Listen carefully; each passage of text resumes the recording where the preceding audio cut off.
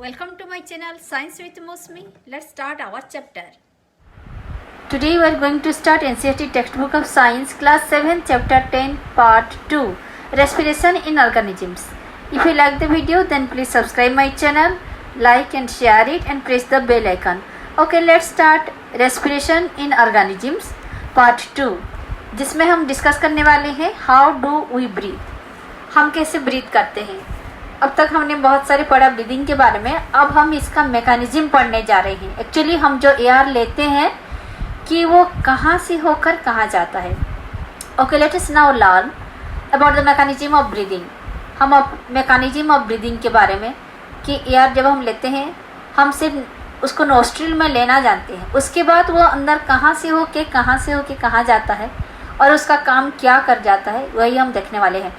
Normally we take in air through our nostrils, तो पहले उसका स्थान है नोस्ट्रिल, नोस्ट्रिल के होकर वो अंदर जाता है। When we inhale air it passes through our nostrils into the nasal cavity.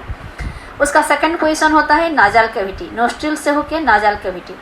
From the nasal cavity the air reaches our lungs through the windpipe. तो फिर ऐसे देखा जाए तो ये पहले पहुंचता है नोस्ट्रिल से होकर अंदर लेते हैं, सेकंड नाजल कैविटी को जाता है, थर्ड ये वाइंड पाइप से होके फोर्थ लंग्स पे पहुंचता है। This is the path of air what we breathe in.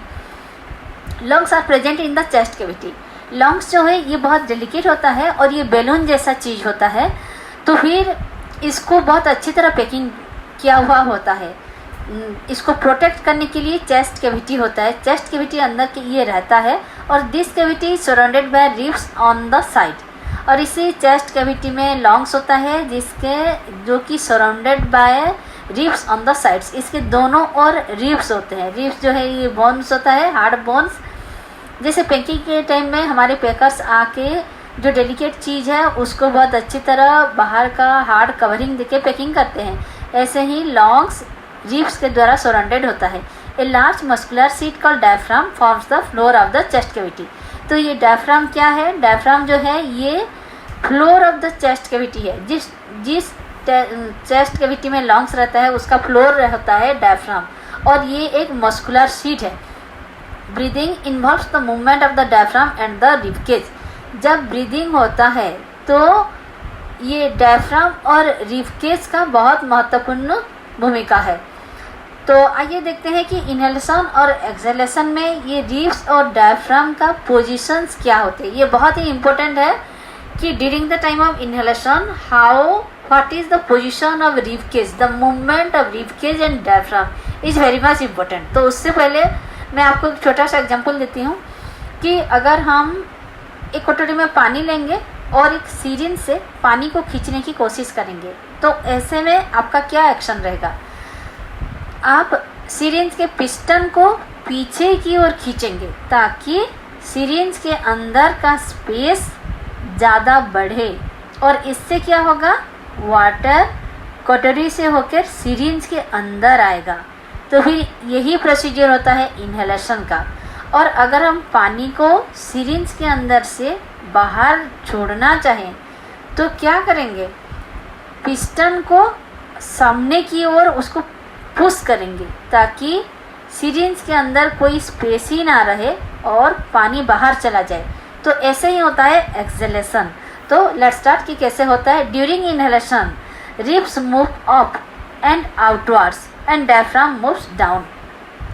Inhalation में जैसे होता है एक्सहेलेशन में उसका ऑपोजिट होता है। तो फिर आप किसी एक का याद कर लीजिए, उसका ऑपोजिट एक्सहेलेशन में होगा। ओके, इनहेलेशन में क्या होगा? रिबकेज, क्योंकि इनहेलेशन में हमको हवा अंदर की ओर भरना है, तो फिर अंदर हमको स्पेस ज़्यादा चाहिए। तो किसी भी चीज़ का स्पेस कैसे ज़्यादा होगा? जो रिब्स है वो थोड़ा ऊपर की ओर और थोड़ा बाहर की ओर मूव करेगा ताकि अंदर का स्पेस ज़्यादा होगा। और डायफ्राम जो है ये डोम शेप में होता है, तो फिर ये मूव्स डाउनवर्ड। अगर नीचे की ओर खींच के रहेगा तो फिर अंदर का वॉल्यूम स्पेस ज़्यादा होगा और अंदर एयर भरा रहेगा। यही समझा गया है। Okay, during inhalation ribs move up and outward and diaphragm moves down. इससे क्या होगा, the movement increases space in our chest cavity and air pushes into the lungs. तो फिर इनहेलेशन के टाइम में रिब्स ऊपर की ओर जाएगा और बाहर की ओर आएगा, और डायफ्राम जो है वो डोम शेप में रहता है, तो ये डाउनवर्ड मूव करेगा। इससे this movement increases the space in our chest cavity, के स्पेस जो है वो बढ़ जाएगा। जैसे हमने पिस्टन को पीछे की ओर खींचा था सीरीज में, तो अगर अंदर का कैविटी का स्पेस बढ़ गया तो फिर air rushes into the lungs, air lungs के अंदर चला आएगा। और यही होता है, the lungs get filled with air, this is called inhalation. Okay, इसका अपोजिट होगा एक्सहेलेशन में। क्या होगा, ribs moves down and inward. Exhalation में रिब्स का पोजीशन होगा इनवर्ड और डाउनवर्ड। ओके, और डायफ्राम जो है, while diaphragm moves up to its former position, diaphragm अपनी पहले वाला पोजीशन में आ जाएगा। कैसे, डोम शेप में आ जाएगा। This reduces the size of the chest cavity, ऐसे में चेस्ट कैविटी का साइज जो है वो रिड्यूस करेगा, उसका कम हो जाएगा, यानी कि अंदर स्पेस ज़्यादा नहीं बचा रहेगा। And the air is pushed out of the lungs, ऐसे में लंग्स से एयर बाहर निकल जाएगा। बाहर जाने का एक्सहेलेशन, जैसे हम सिनेमा देखने जाते हैं तो फिर मूवी क्या लिखा हुआ होता है, एग्जिट। एग्जिट मतलब बाहर जाना, ठीक है। इसी हिसाब से आप उसको याद रखिए, the word exhalation. This movement in our body can be felt easily, तो फिर ये मूवमेंट हम अपना बॉडी में खुद महसूस कर सकते हैं। टेक ए डीप ब्रेथ, अब एक डीप ब्रेथ लीजिए, डीप सांस लीजिए। Keep your palm on the abdomen, और आपके हाथ को एब्डोमेन के ऊपर, आपकी स्टोमक पेट के ऊपर रखिए। तो feel the movement of abdomen, अब आप एब्डोमेन को फील कीजिए। व्हाट डू यू फाइंड, आपको कैसे महसूस हो रहा है। After having learn that during breathing there are changes in the size of the chest cavity, children got involve in the chest expansion competition. जैसे ही बच्चों को ये पता चल गया कि ब्रीदिंग में हमारा चेस्ट कैविटी का साइज इधर उधर एक्सपेंशन और कंट्रैक्शन होता रहता है, तो अब तो बच्चे अपने एब्डोमेन को फुलाने के लिए लग गए हैं कि किसका ज़्यादा बड़ा होगा of the competition. Everyone was boasting that she or he could expand it the maximum. सबको लग रहा था कि मेरा ज़्यादा expand हो रहा है chest cavity. How about doing this activity in the class with your classmates? तो फिर ये classmates के साथ करने में कैसे मज़ा आ रहा है ना। अब देखते हैं ये ब्लू बॉक्स में क्या लिखा हुआ है। Smoking damages lungs. Smoking is also linked to cancer. It must be avoided. Smoking से हमारा बड़ी, हम ये तो जानते हैं कि smoking is injurious to health, तो फिर आइए अब जानते हैं कि एक्चुअली हमारा कौन सा बॉडी ऑर्गन को ये डैमेज करता है, हमारा अंदर किस में वो तकलीफ लाता है। तो स्मोकिंग डैमेजेस लंग्स, ठीक है, ये लंग्स में प्रॉब्लम लाता है, और इससे क्या होगा, smoking is also link to, इससे कैंसर हो जाएगा। इसीलिए हमको स्मोकिंग बिल्कुल अवॉइड करना चाहिए। आइए इसका थोड़ा स्ट्रक्चर देख लेते हैं। तो फिर ये है नाजल पैसेज, इससे अंदर है नाजल कैविटी, फिर ये ट्राकिया से होकर बीच में एक फेरिंग्स है, इसका कुछ काम नहीं। तो फिर ट्राकिया जो आप देख रहे हैं, ट्राकिया से होकर ये जाएगा लंग्स की ओर, और ये है रिबकेज, कैसे उसके चारों ओर घेरे हुए हैं, सराउंडेड हुए हैं। और डायफ्राम जो है आप नीचे देख रहे हैं, फ्लोर, उसका फ्लोर, इसलिए ये नीचे है डोम शेप में, ये ऐसे आर्क में है ना डायफ्राम, इसे कहते हैं डोम शेप। ओके, तो ये फिगर जो है बहुत इंपॉर्टेंट है, एग्जाम में अक्सर पूछा जाता है, उसको अच्छी तरह प्रैक्टिस कर लिए 2-3 बार। और एक बार जैसे लिखा हुआ है नीचे फिगर 10.4 के पास, ह्यूमन रेस्पिरेटरी सिस्टम, किसी भी आप फिगर बनाए उसको जरूर लेबलिंग कीजिए। जैसे लंग्स, रिब्स, डायफ्राम लिखा हुआ है, ये जरूर आप लेबलिंग कीजिए। और नीचे जैसा लिखा गया है ह्यूमन रेस्पिरेटरी सिस्टम, ऐसे भी आपको जरूर ही लिखना है, नहीं तो वो डायग्राम में आपको फुल मार्क्स नहीं मिलेंगे। Okay, come to the blue box which is down there. The air around us has various types of unwanted particles such as smoke, dust, pollens, etc. When we inhale, the particles get trapped in the air present in our nasal cavity. हमारे वायुमंडल में बहुत से different types of particles है, जैसे कि smoke हुआ, dust, pollens हुआ, तो फिर जब हम इनहेल करते हैं, सांस अंदर लेते हैं, तो फिर ये सब पार्टिकल्स हमारी नोज में जो छोटे छोटे हेयर्स है उसी में वो ट्रैप होकर रह जाते हैं, अटक के रह जाते हैं, रुक जाते हैं। पर क्या होता है कभी कभी ये अंदर भी चला जाता है, ये हमारी ये हेयर से, नोज़ की हेयर से ये रुकता नहीं है और फिर अंदर चला जाता है। दिस में irritate the lining of the cavity, ऐसे में अंदर की जो नाजल कैविटी का लाइनिंग है, उसका वाल है, उसको इरिटेट करता है, हमको कुछ खुजली सा होने लगता है। एज ए रिजल्ट, ऐसे में as a result of which we sneeze, ऐसे में हमको एक स्नीज आ जाता है, जो होता है उसको स्नीजिंग बोलते हैं। तो स्नीजिंग से क्या होगा, it expels this foreign particles from the inner air and dust free clean air enters our body. तो फिर जो अंदर पार्टिकल गया है वो स्नीजिंग से बाहर निकल आएगा और हम क्लीन एयर बॉडी के अंदर जाएगा। तो टेक केयर, आपको एक बात सावधान बरतनी है कि व्हेन यू स्नीज, जब आप छींक रहे हैं तो फिर you should cover your nose so that the foreign particles you expel are not inhaled by other person. जब आप स्नीज कर रही हैं तो फिर आप जरूर नाक में कुछ कपड़े या ऐसे कुछ ढक दीजिए, क्योंकि वो पार्टिकल्स जो आपके मुंह के नाक के अंदर से निकल रहा है वो फिर कहीं दूसरे किसी के नाक में न घुस जाए। You need to take care about it.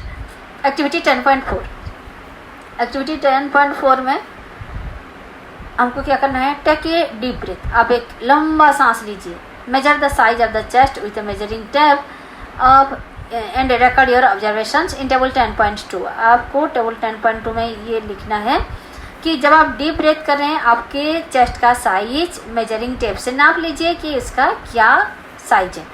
Measure the size of the chest again when expanded and indicate which classmate shows the maximum expansion of the chest.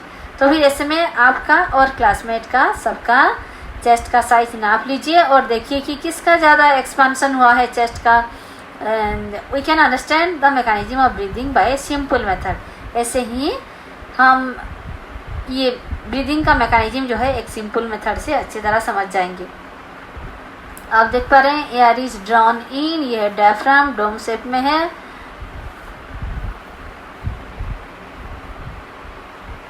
Activity 10.5, take a white plastic बोतल। एक चौड़ा plastic बोतल लेना है। Remove the bottom, उसका bottom को आपको यानी कि उसका बेस को निकाल देना है।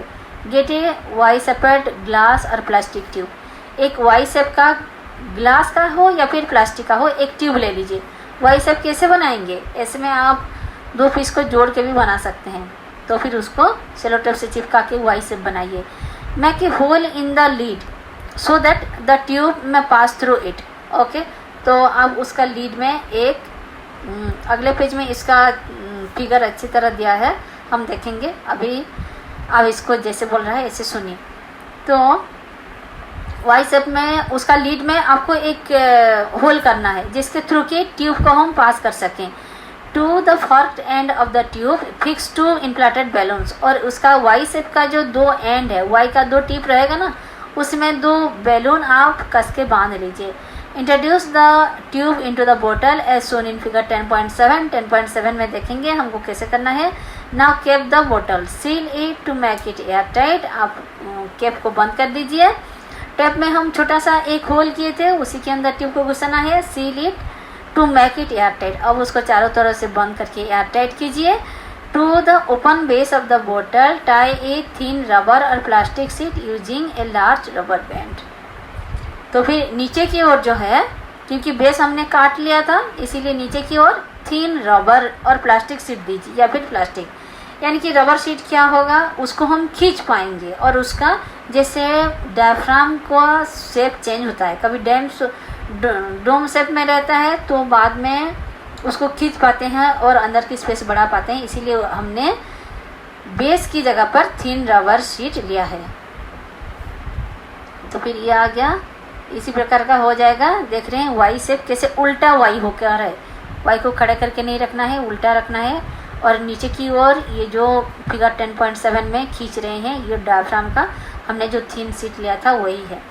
To understand the expansion of the lungs, pull the rubber sheet from the base downwards and watch the balloons. अब रबर शीट को नीचे की ओर खींचिए। देखिए लेफ्ट वाला फिगर में खींच रहा है ना, नीचे की ओर, तो ऐसे में अंदर का स्पेस ज़्यादा बना होगा। Next push the rubber plastic sheet up and observe the balloon. अब आप रबर शीट को ऊपर की ओर पुश कीजिए। तो फिर did you see any change in the balloons? जब आप नीचे खींचते हैं बैलून के आकार बढ़ जाता है, जब आप अंदर की ओर से पुश करते हैं वो फिर अपनी पूर्वावस्था में आ जाते हैं। इससे ये पता चलता है ऐसे ही हमारे लंग्स के अंदर एयर घुसता है जो कि इनहेलेशन बोलते हैं, और जब एक्सहेलेशन होता है तो फिर ऐसे वो बैलून जैसे सिकुड़ गया है ऐसे ही होता है, वो फिर बैलून जैसे श्रिंक किया है ऐसे ही वो कंट्रैक्ट कर जाता है। What do the balloons in this method represent? और दो बैलून जो है वो हमारे लंग्स की तरह काम कर रहे हैं। What does the upper sheet represents? तो फिर the rubber sheet represent our diaphragm. Now you should be able to explain the mechanism breathing. तो ब्रीदिंग के मैकेनिज्म आपको अच्छी तरह याद हो गया।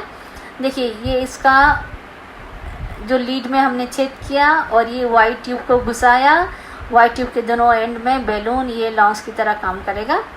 ओके, ऐसे ही हमारे ब्रीदिंग होता है। What do we breathe out? तो फिर हम क्या ब्रीथ आउट करते हैं? Activity 10.6, take a cylinder clean test tube और एक ग्लास और प्लास्टिक बोतल। एक लंबा सा सीधा टेस्ट ट्यूब लीजिए और एक ग्लास और प्लास्टिक बोतल, कुछ भी ले सकते हैं। तो make a hole in its lid, उसके लीड में ये देखिए ऐसे किया गया है, ये भी नेक्स्ट पेज में है, देखेंगे हम। तो फिर उसके लीड में एक छोटा सा होल करेंगे। For some freshly prepared lime water in the test tube. Test tube में हमको फ्रेशली प्रिपेयर्ड लाइम वाटर लेना है। लाइम वाटर हमने चैप्टर 6 में पढ़ा था ना, लाइम वाटर को क्या होता है, ये कार्बन डाइऑक्साइड टेस्ट में का प्रेजेंस दर्शाने के लिए यूज होता है ना। तो फिर अभी हमें टेस्ट ट्यूब में लाइम वाटर लेना है। Inside a plastic straw through, और उसी के अंदर एक प्लास्टिक स्ट्रॉ को घुसाना है through the hole of the lid. उसका लीड में हमने एक होल किया था, होल के अंदर वो स्ट्रॉ घुसाएंगे और in such way that it dips in lime water, जैसे कि वो लाइम वाटर में डिप हो जाए, अंदर तक घुसे। तो now blow gently through the straw a few times. अब आप स्ट्रॉ की थ्रू में उसमें धीरे से फूंकिए, हवा छोड़िए अंदर। Is there a change in the appearance of the lime water? अब अंदर लाइम वाटर है टेस्ट ट्यूब के अंदर, ऊपर स्ट्रॉ में, ऊपर से स्ट्रॉ के ऊपर से आप छोड़ रहे हैं, फूंक मार रहे हैं। तो फिर क्या होगा, ब्लो जेंटली करने से अंदर लाइम वाटर कैसे कलर हो जाएगा? आपने चैप्टर 6 में पढ़ा था, मिल्की वाइट, मिल्क कलर हो जाएगा। तो can you explain this change on the basis of what you learn in chapter 6? Chapter 6 में हमने इसके बारे में पढ़ा था। ये क्या होता है, कैल्शियम कार्बोनेट फॉर्म हो जाता है, इसीलिए मिल्की वाइट कलर हो जाता है। कार्बन डाइऑक्साइड जो है वो लाइम वाटर को turns milky. Okay, this is to tell about the presence of carbon dioxide. और ये जो मिल्की कलर होता है ये कैल्शियम कार्बोनेट की प्रोडक्शन की वजह से होता है। You are aware that air we inhale और exhale is a mixture of gases. आपको पता है जो एयर हम इनहेल करते हैं या फिर एक्सेल करते हैं वो प्योरली ऑक्सीजन या फिर प्योरली कार्बन डाइऑक्साइड नहीं होता है, वो मिक्सचर ऑफ गैसेस होता है। तो मिक्सचर ऑफ गैस जैसे एयर में रहता है ऐसे ही 21% ऑक्सीजन हमारी सांस के अंदर जाता है जब हम इनहेल करते हैं। Do we exhale only carbon dioxide और a mixture of gases along with it? तो फिर जब हम एक्सेल करते हैं तो फिर ऐसे ही सिर्फ क्या कार्बन डाइऑक्साइड ही बाहर छोड़ते हैं? नहीं, ऐसा नहीं है। हम मिक्सचर ऑफ गैसेस एक्सेल करते हैं, बाहर छोड़ते हैं, पर कार्बन डाइऑक्साइड की जो परसेंटेज है वो पहले इनहेल एयर में जितना रहता है उससे थोड़ा ज़्यादा रहता है। इनहेल एयर में कितना रहेगा? 0.04, जितना हमारा एयर में होता है इतना ही 0.04 रहेगा, पर एक्सेल एयर में कार्बन डाइऑक्साइड रहेगा 4.4%, यानी कि थोड़ा ज़्यादा रहेगा। Along with you must have also observed that if you exhale on a mirror, a film of moisture appears on its surface. From where do these droplets come from? तो फिर ये ऐसे वेपर हो जाता है जब एयर हमारी mirror तो हार्ड सरफेस है, सॉलिड है, उसके कांटेक्ट में आता है तो फिर ये वेपराइज हो जाता है। तो फिर हमको नीचे एक ब्लू बॉक्स दिया गया है। ब्लू बॉक्स में क्या कहा गया है? Breathe for better life. Regular traditional breathing exercise जैसे pranayama can increase the capacity of lungs to take in more air, thus more oxygen can be supplied to the body cells resulting in release of more energy. अच्छा, ये बहुत अच्छी बात है। प्राणायाम क्या है और हमें क्यों करना चाहिए? प्राणायाम मतलब वायु का चलाचल, अच्छी तरह उसको अपनी कंट्रोल में लाना, कैसे उसको उसका वायु का चलाचल होना, उसको प्राणायाम बोलते हैं। तो रेगुलर ट्रेडिशनल ब्रीदिंग एक्सरसाइज जो है जिसे प्राणायाम बोलते हैं, तो फिर ये हमारे लंग्स का कैपेसिटी बढ़ाता है। कैसे बढ़ाता है? Increase the capacity of lungs to take in more air, ताकि लंग्स ज़्यादा से ज़्यादा एयर इनहेल कर पाए। ज़्यादा से ज़्यादा एयर इनहेल कर पाएगा तो फिर क्या होगा? ज़्यादा से ज़्यादा ऑक्सीजन अंदर जाएगा, और ज़्यादा से ज़्यादा ऑक्सीजन अगर अंदर जाएगा तो ऑक्सीजन का काम क्या है? फूड को ऑक्सीडाइज करना, फूड को बर्न करना और उससे एनर्जी निकलना। तो फिर अगर ज़्यादा ऑक्सीजन अंदर जा पाएगा तो फिर फूड का ज़्यादा बर्न होगा और फिर ज़्यादा एनर्जी भी निकलेगा, इससे हमको ज़्यादा स्ट्रॉन्ग लगेगा खुद को। तो फिर इतने सारे बेनिफिट्स हैं कि ब्रीथ फॉर बेटर लाइफ, इसीलिए हमको प्राणायाम जरूर ही करना है। बहुत अच्छी बात है। आज के बाद आप लोग ज़रूर प्राणायाम करेंगे, ठीक है? तो यही है वो स्ट्रॉ और यही है ये लाइम वाटर हमने जो किया था। अब देखते हैं ब्लू बॉक्स में क्या लिखा हुआ है। The percentage of oxygen and carbon dioxide in inhaled and exhaled air.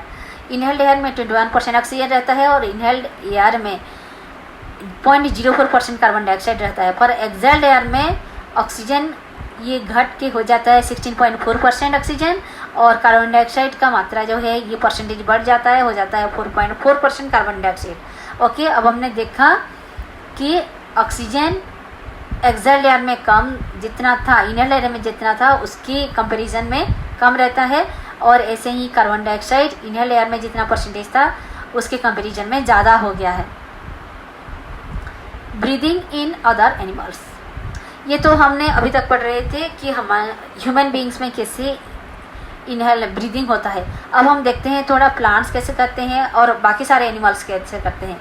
क्या सभी में ये लंग्स प्रेजेंट होता है या फिर उनके लिए ब्रीदिंग ऑर्गेनिजम्स कुछ अलग अलग होता है? आइए देखते हैं। Animals such as elephants, lions, cows, goats, frogs, lizards, snake, birds have lungs in their chest cavities like the human beings. तो फिर ये सारे जीवों में लंग्स होते हैं और चेस्ट कैविटी में होते हैं जैसे ह्यूमंस में होते हैं, ठीक है? तो now do other animals breathe, how do other animals? तो फिर अदर एनिमल्स जिसमें लंग्स नहीं होते हैं वो कैसे ब्रीथ करते हैं? Do they have also lungs like those of human beings? Let us find out. तो फिर उन्हीं में भी क्या ऐसे लंग्स होता है? आइए देखते हैं एक करके। जैसे हो गया कॉकरोच, तो cockroach has small openings on the side of its body.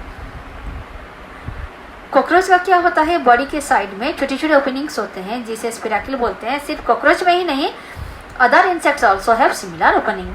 तो अदर इंसेक्ट में भी ऐसे छोटे ओपनिंग होते हैं बॉडी के साइड्स में, और इसी ओपनिंग को कहा जाता है स्पिराकिल। ओके, तो इंसेक्ट है ये स्पिराकिल होता है जैसे हमारे नोज से हम एयर अंदर लेते हैं, पर एयर कहाँ जाता है? लंग्स को जाता है। ऐसे ही स्पिराकिल से एयर अंदर जाता है, और वो कहाँ जाता है? उनका एयर ट्यूब्स होता है जो कि ट्रैकिया हमारी लंग्स की तरह काम करता है। तो फिर इंसेक्ट में या फिर ये कॉकरोच में क्या होता है? ट्रैकिया होता है, और इसको एयर ट्यूब्स भी कहते हैं। और ट्रैकिया जैसे लंग्स की तरह एक्ट करता है, स्पिराकिल हमारी नोज की तरह एक्ट करता है, जिससे होकर एयर अंदर जाता है। तो oxygen rich air rushes to spiracle into the tracheal tubes. Spiracle से होकर oxygen rich air, inhaled air अंदर जाता है ट्रैकियल ट्यूब पर और diffuses into the body tissue. उसी से होकर ट्रैकियल ट्यूब से होकर बॉडी टिश्यू को डिफ्यूज करता है and reaches every cell of the body. ऐसे होके बॉडी के एवरी सेल को वो इनहेल्ड एयर रीच करता है, पहुंच जाता है। सिमिलरली तो फिर इसका स्पिराकिल से होके ट्रैकिया से होके वो बॉडी टिश्यू को पहुंच जाता है। Similarly carbon dioxide from the cell goes out the tracheal tubes and moves out through the spiracle. ऐसे ही फिर बॉडी टिश्यू से होकर ट्रैकियल ट्यूब्स होके फिर स्पिराकिल होके कार्बन डाइऑक्साइड बाहर निकल जाता है। तो दीज एयर ट्यूब्स और tracheae are found only in insects and not in other groups of animals. तो फिर ये स्पाइरल ट्राकिया ये सब सिस्टम ये इंसेक्ट में ही पाया जाता है और कहीं पर नहीं पाया जाता है। ये देख रहे हैं आप ट्राकिया पर, ट्राकिया कहाँ पर होता है, फिगर 10.9 में ट्राकियल सिस्टम ऐसे ही होता है। आर्तवर्म, तो फिर आर्तवर्म का रेस्पिरेशन कैसे होता है? Recall from chapter 9 of class 6 that earthworms breathe through their skins. The skin of an earthworm feels moist and slimy on touching. Gases can easily pass through them. Though frogs have a pair of lungs like a human being, they can also breathe through their skin, which is moist and slippery. तो फिर आर्तवर्म में कैसे respiration होता है? उसका skin आप पाए होंगे, जब आप टच करेंगे तो फिर कैसे मॉइस्ट, थोड़ा गीला गीला सा और थोड़ा फिसल रहा है, जैसे स्लिपरी फील होता है ना। तो फिर इसका आर्तवर्म का रेस्पिरेशन थ्रू द स्किन ही होता है, जिसे क्यूटेनियस रेस्पिरेशन कहते हैं। ओके, ये नाम तो आपका यहाँ नहीं है, आपको अगर होता है तो याद कर लीजिए। उसको क्यूटेनियस रेस्पिरेशन कहते हैं, स्किन के थ्रू में से ये ब्रीथ करता है। इसमें हैवी पेयर और फ्रॉग में कैसे होता है? तो फ्रॉग में एक पेयर ऑफ लंग्स होता है, पर फ्रॉग भी अपने स्किन के थ्रू से ब्रीथ करता है। ये दोनों जीव, आर्तवर्म हुआ या फिर फ्रॉग हुआ, ये क्यूटेनियस रेस्पिरेशन थ्रू स्किन ये ब्रीथ करते हैं। ब्रीदिंग अंडर वाटर, तो फिर पानी के अंदर जो पाए जाने वाले जीवों में कैसे ब्रीदिंग होता है? तो फिर पानी के अंदर कौन रहता है? फिश, ये तो सबको पता है। और फिश में कैसे ब्रीदिंग होता है? थ्रू गिल्स ना, ये हम पहले भी पढ़े हैं, क्लास 6 में पढ़े हैं। तो can we breathe and survive in water? क्या आप लोग पानी के नीचे रह पाएंगे? There are many organisms which live in water, पर ऐसे आप नहीं रह पाएंगे, पर बहुत से ऐसे ऑर्गेनिजम्स हैं जो कि रहते हैं। तो how do they breathe under water? अरे वो सारे ऑर्गेनिजम्स पानी के अंदर कैसे ब्रीथ करते हैं? You have studied in class 6 that gills in fish helps them to use oxygen dissolved in air water. तो फिश में गिल्स होता है जो कि फिश को मदद करता है कि पानी के अंदर जो डिजॉल्व होकर ऑक्सीजन है उसी को यूज करने के लिए उसका हेल्प करता है। और ये गिल्स क्या है पता है? ये gills are projections of the skin, ये स्किन का ही एक मॉडिफाइड फॉर्म है which acts as gill. They may wonder you may wonder how gills help in breathing. तो फिर ये गिल्स ब्रीदिंग के लिए होला कैसे हेल्प करता है? तो ये gills are well supplied with blood vessels, क्योंकि गिल्स में बहुत अच्छी तरह से ब्लड सप्लाई हो, ब्लड वेसल्स का कनेक्टेड है, इसीलिए they for exchange of gases, क्योंकि वहाँ पर ब्लड वेसल्स कनेक्टेड है, सप्लाइड है, इसीलिए एक्सचेंज ऑफ गैसेस भी अच्छी तरह हो जाते हैं। यानी कि ब्लड में ऑक्सीजन चला आता है और फिर ब्लड में कार्बन डाइऑक्साइड भी निकल जाता है। ये है फिश का gills. Okay, carbon dioxide in the